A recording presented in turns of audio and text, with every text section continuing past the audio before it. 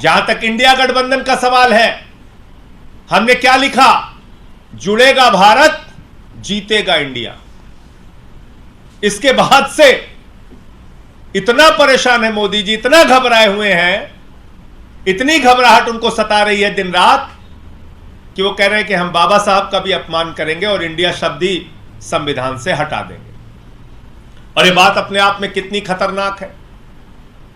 IIT, Indian institute of technology, IIM में India,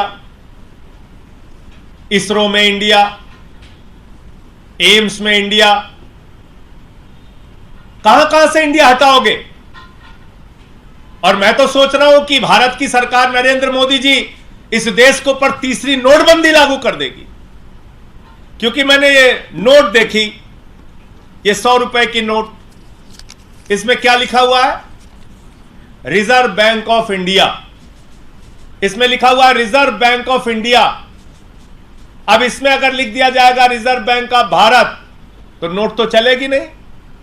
तो पूरे देश में नोटबंदी लागू करने जा रहे हैं Modi ji. Reserve bank of India के नीचे क्या लिखा हुआ है? रिजर्व बैंक ऑफ इंडिया के नीचे लिखा हुआ है guaranteed by central government. Central government भी लिखा हुआ है और रिजर्व बैंक ऑफ इंडिया भी लिखा हुआ है।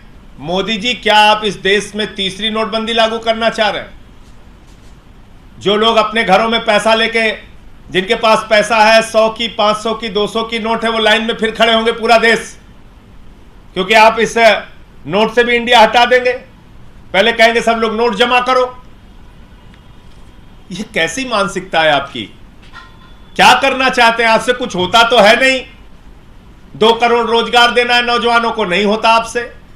किसानों का फसल का दाम दोगुना करना है, नहीं होता आपसे। महंगाई कम करनी है, डीजल का, पेट्रोल का, सरसों के तेल का, गैस के सिलेंडर का, किडनी का, कैंसर का, टीवी की, हार्ट की दवा का, सबका दाम बढ़ाते जाते हो। कहा था 2022 15 अगस्त तक सबको पक्का मकान दे दोगे, वो भी नहीं होता। 15 लाख हर खाते में दे दोगे, वो भी नहीं होता आपसे। तो आपसे कोई काम तो इस देश के लिए होता नहीं। देश की भलाई आपको करनी नहीं, बस मणिपुर में दंगा हो जाए डबल इंजन की सरकार में, दिल्ली में दंगा हो जाए, मेवात में दंगा हो जाए, कैसे देश के अंदर नफरत फैले, इस बात की चिंता सताती रहती है आपको।